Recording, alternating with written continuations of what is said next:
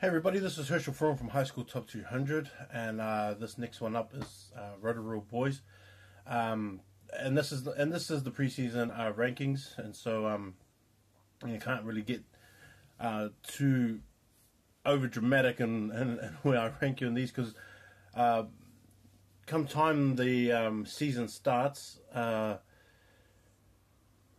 are going to be different, and like Rotorua is one of those teams that, even though they may not have a lot of returning players, they're always going to have some guys that are sitting there in the background in the second 15s and under 15s that are always going to come up. We saw them in the sevens and how good they did with how much talent they had, not just in the first 15 sevens team, but also in the under 15. So there's always those gems that they have down there in Rotorua boys. This is kind of the same case. They're going to front up with a young team. Now, I don't have them ranked in the top 25, and they're just outside of it because I'm not sure how the younger boys are going to adapt. I'm not too sure how good the boys, the new boys to the team, are going to adapt to the style, to the pace, to the strength, and all those other things that come with Super 8 rugby, because that's what matters with these guys is the Super 8 rugby, not anything else really. It's just the Super 8 rugby. Now it's not always easy. A lot of guys that even when they're young, that are good, or they're kind of dominant and have it over others. Some of them just don't adapt well to first 15, even if they're pretty mean when they're in under 14s and under 15s. Once you get to first 15, it's always different because some people may not have the growth spurts, some people may have growth spurts, some people may just adapt quicker to the faster game or to the idea of rugby. And Rotorua always have those kind of players, and so I'm just kind of being cautious into where I'm ranking them. So I've just put them outside of the top 25 for now.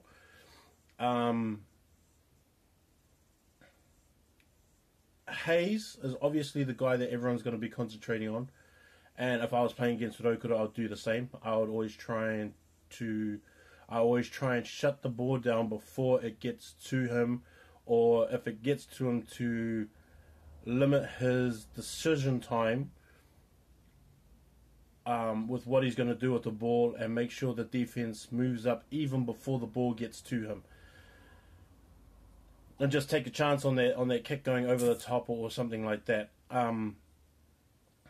But that's kind of what I would do, because I wouldn't want someone like Hayes to get too much time, too much possession in a game, especially in a game that becomes really close, because I think that if Hayes gets the ball sort of in the dying minutes and they just need some kind of some kind of points, whether it be a try or penalty kick, he's going to be the guy that goes and gets it, and he's the one that I would be careful of. I wouldn't want to trust the ball being in his hands if we have to defend, regardless of what team you're in. He's just that good. So like I'll be pretty aggressive if I was going to be going against him.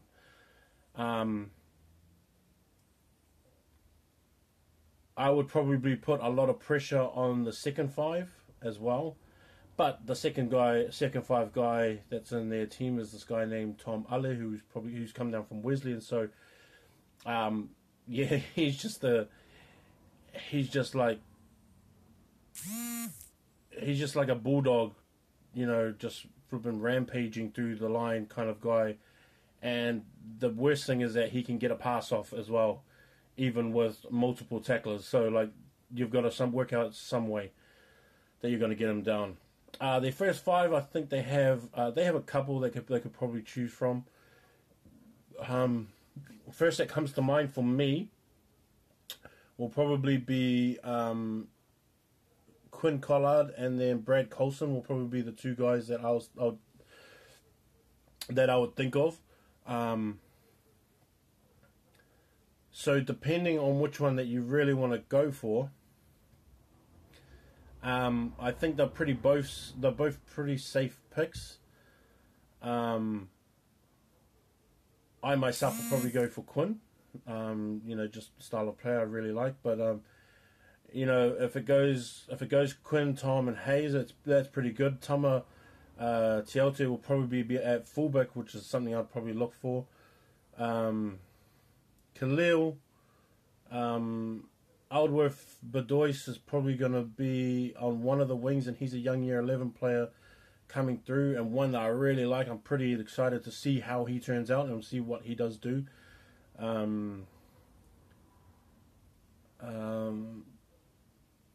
Matauranga Haida is probably going to be the halfback, and he's just a guy that I think I've seen a couple of times last year, I think it was, and I thought he was, I thought he was a pretty nice halfback.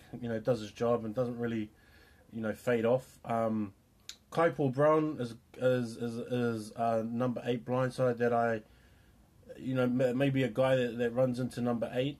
Manny Crawford's another kid that's there as another flanker. Kainoa Wimutu has come from Tower College up to Rotorua, and so I expect him to maybe be an open side, and I wouldn't be surprised if they put him at number 8 and probably have a switch somewhere in there. Tuki Simpkins is a year 11, one of the top year 11s in the country. Year 11s in the country, and he'll be at lock. I think that he's probably going to be like what Tupo Vai is, as well as what Natua Akoi is as well, and he's probably going to turn out like Izzy Walker and guys like that. And he's going to be a guy to watch in the next couple of years. And so Tuki Simpkins is probably a guy that I'll keep an eye on. They've also got Gilliam Martell and also Caleb Olsen, who I think are still there and will probably be in the running of the locks. But don't be surprised if Tuki starts as a lock in the first 15. Daniel Davies, another kid, and Michael Hewitt in props that I'm kind of looking forward to seeing. Cameron Gibbs is probably is a guy who's in hooker. So there's another kid, I forgot what his name is. I just forgot what his name is, but there's another kid as well at hooker that I think may be in contention for hooker as well, along with Cameron. Po Kohi, Sorensen. Tafara is probably as a big solid prop that I'm pretty excited to see. He ripped up really, ripped up in the under 16 Bay playing. So I really want to see how he develops and how he takes on the first 15. And I expect because I think he's year 12 this year, or he's a young year 11 or young year 13, and so it'll be interesting to see what happens, because I think that this kid may be a guy that we'll probably see if he's back again next year. Maybe one of the top props in the country, depending how all things goes. But look for Rotorua, because they could end up in my top 25 come the start of the preseason. They're just that kind of team. They never really run out of talent, and they're always around there once it comes to top 4 time. And they're always pressing on those big teams like Wesley, Hamilton boys, and Tauranga boys as well. So. Look for them to have a go at St. Paul's. It's going to be pretty massive what happens in this Chiefs region for rugby. And so have a look out for these fellas. Dokura. Peace.